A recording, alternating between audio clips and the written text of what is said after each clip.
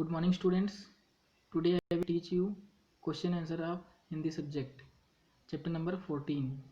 Chapter name is बाघ आया उस रात. इस चैप्टर में एक बालक एक छोटे बच्चे को बाहर निकलने के लिए मना करता है.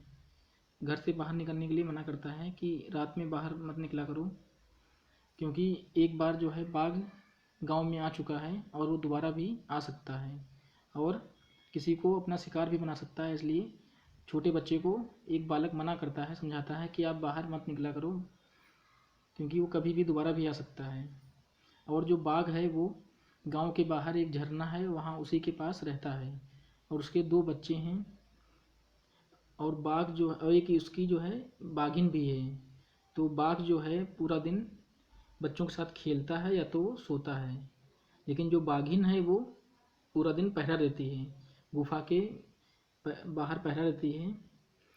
और जो शेर है वो बाघ है जो वो सारा दिन सोता है या बच्चों के साथ खेलता है. तभी उसको मना किया जाता है छोटे बच्चे को कि आप जो है रात में बाहर वगैरह ना निकला करो रात में, क्योंकि वो कभी भी आ सकता है. तो इस चैप्टर में यही स्टोरी इसकी है कि बच्चे को कि समझाते हैं कि आप बाहर मत निकलो रात में, क्योंकि गांव में जंगली जानवर अक्सर आ जाते हैं और किसी को शिकार बना सकते हैं. ओके, अब हम इसके क्वेश्चन आंसर को देखते हैं. क्वेश्चन नंबर 1 हमारा है वर्ड मीनिंग. क्वेश्चन नंबर 1 हमारा क्या है? वर्ड मीनिंग है. देखिए, शब्द अर्थ उसको बोलते हैं हिंदी में. और आगाह किया, छोटे बच्चे को आगाह किया था. तो आगाह किया का मतलब क्या है? चेतावनी दी या सचेत किया. आगाह किया का मतलब क्या है? चेतावनी दी या जो है कॉमा 2 मीनिंग है सचेत किया. ओके, नेक्स्ट वर्ड है पहरा. पहरा मीन्स क्या होता है? रखवाली. जो बाघिन जो थी वो रखवाली करती थी, यानी पहरा देती थी. आगे देखिए क्वेश्चन नंबर 2. क्वेश्चन नंबर 2 में क्या है? निम्न प्रश्नों के उत्तर दें. तो देखिए क्वेश्चन नंबर का कविता में कौन किसके बारे में बता रहा है? तो देखिए इसका आंसर क्या है? कविता में जो है लेखक जो इसके हैं नागार्जुन जी हैं. तो लेखक नागार्जुन जो है बाघ के बारे में बता रहे हैं कि बाघ जो है वहाँ रहता है, यहाँ रहता है और गांव के बाहर आ जाता है कभी कभी. तो कविता में कौन किसके बारे में बता रहा है? तो कविता में लेखक जो हैं नागार्जुन साहब, उन्होंने जो है बाघ के बारे में बता रहे हैं. अगला देखिए क्वेश्चन नंबर खा हमारा क्या है? बालक बाबा को रात में बाहर निकलने के लिए क्यों मना कर रहा है? देखिए जो हमने बताया आपको, जो बड़ा बालक है वो छोटे बाबा का मतलब होता है छोटा बच्चा. तो बड़ा बालक जो है बड़ा बच्चा है. बड़ा बच्चा जो है थोड़ा समझदार है, जो छोटे बच्चे को बाबा यानी छोटे बच्चे को मना करता है रात में बाहर निकलने के लिए. क्यों मना कर रहा है? देखिए इसका आंसर क्या है? जो बड़ा बालक है यानी जो बालक है वो बाबा यानी छोटे बच्चे को रात में बाहर निकलने के लिए मना करता है, क्योंकि बाघ उसके गांव में एक दिन आया था और ना जाने दोबारा कब आ जाए, इसलिए किसी को अपना शिकार बना ले. क्योंकि एक बार आ चुका है दोबारा भी आ सकता है, इसलिए उस बाबा को सब मना करते हैं छोटे बच्चे को कि आप जो है रात में बाहर मत निकला करो. आगे देखिए क्वेश्चन नंबर गा. देखिए बाघ कहाँ रहता है, उसके परिवार में कौन कौन था? बाघ कहाँ रहता है, उसके परिवार में कौन कौन था? तो हमने आपको अभी बताया कि बाघ जो है झरने के पास रहता है और उसके परिवार में बाघिन एक है और उसके 2 बच्चे भी हैं, जिनके संग वो सोता है या तो खेलता है. अगला देखिए क्वेश्चन घा. बाघ और बाघिन सारा दिन क्या काम करते हैं? तो देखिए इसका आंसर क्या है? बाघ सारा दिन सोता है या तो बच्चों के साथ खेलता है, और जो बाघिन होती है वो सारा दिन पहरा देती है. पहरा का मतलब उसके बाहर चक्कर लगाती रहती है कि कोई और आ ना जाए, सुरक्षा करती है. आगे देखिए ये रखवाली करती है, ठीक है, इस तरीके से बोल सकते हैं. आगे देखिए क्या दिया हुआ है? पर्यायवाची शब्द. हमने आपको पहले ही बताया पर्यायवाची शब्द को हम लोग क्या बोलते हैं? समानार्थी शब्द भी बोलते हैं. और इसका मतलब क्या होता है कि उस चीज़ को हम दूसरे किस नाम से बुला सकते हैं. ठीक है, जैसे किसी बच्चे के 2 नाम होते हैं, तो अगर उसका एक नाम बोलेंगे तब भी इसका मतलब वही बच्चा है, दूसरा नाम बोलेंगे तब भी इसका मतलब वही बच्चा है. तो ऐसे ही हम लोग जैसे स्कूल को हम लोग क्या क्या बुला सकते हैं, स्कूल का दूसरा नाम क्या हो सकता है? तो पर्यायवाची शब्द हो चाहे समानार्थी शब्द हो, इसका मतलब वही है. आप लिख करके लिख लेंगे. तो स्कूल को हम लोग क्या बुला सकते हैं? पाठशाला भी बोलते हैं. स्कूल को हम लोग क्या क्या बोलते हैं? पाठशाला बोलते हैं. इसका नाम एक और है, स्कूल का नाम पाठशाला बोलते हैं. और विद्यालय बोलते हैं, पाठशाला, विद्यालय. और क्या है? मदरसा भी बोलते हैं. ये इस तरीके से दा है विद्यालय। आगे देखिए मदरसा भी है, कॉमा करके क्या लिखेंगे मदरसा।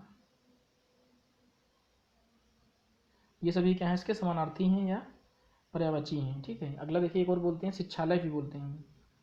शिक्षालय यानी जहाँ शिक्षा मिलती है उसे शिक्षालय बोलते हैं, शिक्षालय। ओके, ये 4 इसके नाम हो गए, 4 पर्यायवाची हो गए या समानार्थी हो गए। अगला देखिए दिन लिखा है, दिन का समानार्थी क्या हो जाएगा। देखिए दिन को हम लोग क्या क्या बोल सकते हैं, दिन को हम लोग बोलते हैं दिवस। इसे बोलते हैं ना आज कौन सा दिवस है या दिन है, तो दिवस बोलते हैं। और वार बोलते हैं आज कौन सा वार है, सोमवार है, रविवार है, इस टाइप से। और बोलते हैं दीवा भी बोलते हैं। ठीक है, दीवा भी बोलते हैं। और क्या बोलते हैं, याम भी बोलते हैं, आज कौन सा याम है या आज कौन सा दीवा है। तो इसके 4 हो गई। अगला देखिए क्या लिखा है शेर। शेर को हम लोग क्या क्या बोलते हैं, शेर को हम लोग सिंह भी बोलते हैं। शेर को हम लोग सिंह बोलते हैं। देखिए इसके सामने लिखेंगे सिंह। और क्या बोलते हैं वनराज बोलते हैं, क्योंकि वन का राजा होता है इसलिए इसको वनराज भी बोलते हैं। और ये पशुराज भी बोलते हैं, क्योंकि पशुओं का भी राजा होता है, जंगल का भी राजा होता है और पशुओं का भी राजा होता है, इसलिए पशुराज भी बोलते हैं। तो सिंह बोलते हैं, पहला समानार्थी क्या है सिंह है, वनराज है, कॉमा कॉमा पशुराज है। और क्या बोलते हैं केसरी भी बोलते हैं, केसरी, केसरी भी इसका नाम है या पर्यायवाची है। ठीक, केसरी। आगे देखिए नेक्स्ट हमारा क्या है बच्चा। बच्चा को हम लोग क्या क्या बुला सकते हैं, बच्चा को हम लोग बेटा भी बोलते हैं, पुत्र भी बोलते हैं, पुत्र, बालक भी बोलते हैं, बच्चा मतलब क्या बालक भी बोलते हैं। और लड़का भी बोल सकते हैं, बच्चा का मतलब वो क्या हो जाएगा, कॉमा ऊपर लिख रहे हैं लड़का। और क्या बोल सकते हैं शिशु भी बोलते हैं। ठीक है, ये किसका बच्चा है, किसका शिशु है, शिशु भी बोलते हैं। और बेटा भी बोल सकते हैं। ठीक है, बेटा भी बोल सकते हैं कि किसका बेटा। ठीक है, तो इसके देखिए 5 हो गए। अगला देखिए क्वेश्चन 4 पे आ जाते हैं। इसमें देखिए क्या लिखा हुआ है, निम्न मुहावरों का अर्थ लिखिए। इसमें मुहावरे देखिए इसमें पिक्चर टाइप में बने हुए हैं। देखिए मुहावरे कहावतें होती हैं जिनको इसको लिखा कुछ और होता है और उसका अर्थ कुछ और निकलता है। जैसे देखिए यहाँ पे लिखा नहीं है लेकिन आँख बनी हुई है, तो आँख को हम लोग देख के क्या जान सकते हैं, आँख, ये कौन सा मुहावरा है, किस मुहावरे की बात कर रहा है, आँख का तारा। ठीक है, आँख, किस मुहावरे की बात हो रही है, आँख का तारा। आँख बनी हुई है, तारा लिखा हुआ है, इसका मतलब कौन सा मुहावरा है, ये मुहावरा है आँख का तारा। ठीक है, और इसका मीनिंग क्या होता है, बहुत प्यारा। इसका जो अर्थ होता है वो क्या होता है, बहुत प्यारा। इस मुहावरे का अर्थ होता है बहुत प्यारा। तो इसको एक वाक्य प्रयोग भी बनाना है, इक्वल टू क्या लिखेंगे, बहुत प्यारा। तो पहले ये लिखेंगे, पहले मुहावरा लिखेंगे का वाला, उसके बाद ये पिक्चर बनाना है, जैसे हमने लिखा आपको ऐसे ही लिखना है। आँख बनाएंगे, फिर तारा लिखेंगे, इसका मतलब क्या लिखेंगे, इक्वल टू, कि आँख का तारा इसका मुहावरा है, और इसके आगे इक्वल टू लगाएंगे, इसके आगे लगाएंगे कि बहुत प्यारा इसका मतलब होता है। ठीक है, ब्रैकेट में चाहे लिख सकते हैं कि बहुत प्यारा इसका मतलब होता है। और इसका वाक्य प्रयोग भी करेंगे, वाक्य प्रयोग इक्वल टू फिर लगाएंगे और लिखेंगे कि राहुल अपनी माँ की आँख का तारा है, राहुल अपनी माँ की आँख का तारा है। और आगे देखिए ये आपका वाक्य प्रयोग हो गया।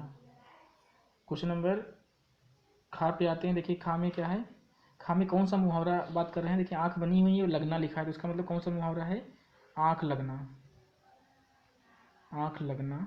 तो आँख लगने का मतलब क्या होता है, आँख लगना। तो आँख लगने मुहावरे का क्या मतलब होता है, झपकी आना। ठीक है, इसका इक्वल टू लिखेंगे इसे करके, आँख लगना का मतलब क्या होता है, झपकी आना। ठीक है, जैसे नींद आ जाना, कभी कभी कोई काम करते हुए नींद आ जाना यानी झपकी आना। ठीक है, तो इसका मुहावरा क्या बनेंगे कि राहुल पढ़ते पढ़ते, राहुल की पढ़ते पढ़ते आंखें लग गई, यानी पढ़ते पढ़ते वो सो गया, ऐसे बोल सकते हैं। इसका वाक्य प्रयोग क्या लिखेंगे, इक्वल टू करके यहाँ लिखेंगे इसके आगे कि राहुल की पढ़ते पढ़ते आंखें लग गई। मुहावरे को ही यूज करना है, इसको ही यूज करना है, आंखें लगना यानी राहुल की पढ़ते पढ़ते आंखें लग गई, ये हो जाएगा। अगला देखिए ग क्या लिखा है, इसमें देखिए 2 आँख बनी, आँख नहीं आँखें हैं, यहाँ पे देखिए प्लूरल है, बहुवचन है। देखिए एक नहीं 2 आँखें हैं, इसलिए क्या हो जाएगा आँखें। ये कौन सा मुहावरा है, आँखें चुराना। तो आँखें चुराना का मतलब क्या हो जाता है, देखिए आँखें चुराना,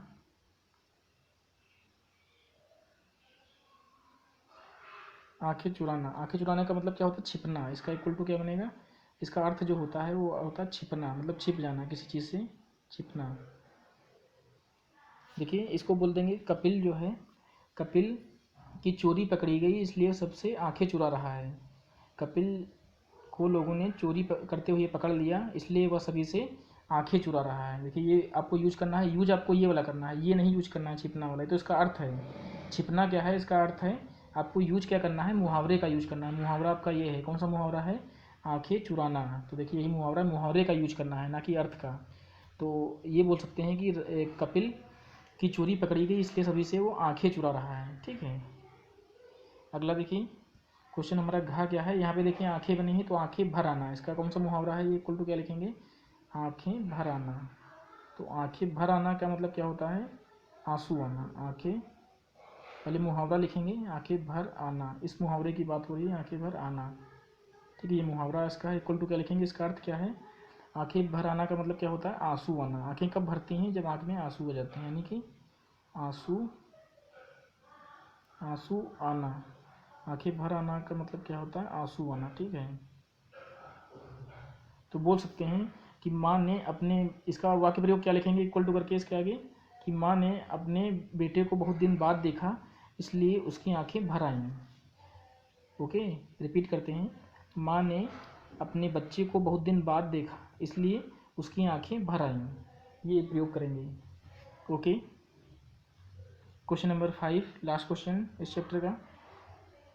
यदि आपके इलाके में या घर में बाघ आ जाए तो आप क्या क्या करोगे? सोचकर 5 वाक्य लिखने हैं। ठीक है, जैसे आपके इलाके में कभी कभी बाघ आ जाता है, किसी किसी गांव में आ जाता है, बहुत से बच्चे गांव में भी रहते हैं।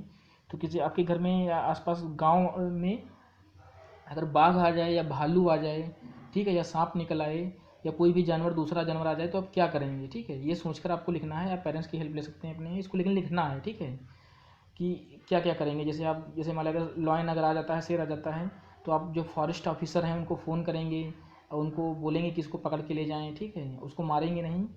ठीक है, इस टाइप से आप जो भी सोच सकते हैं उसको लिखिए। Okay, your chapter is complete. Thank you so much.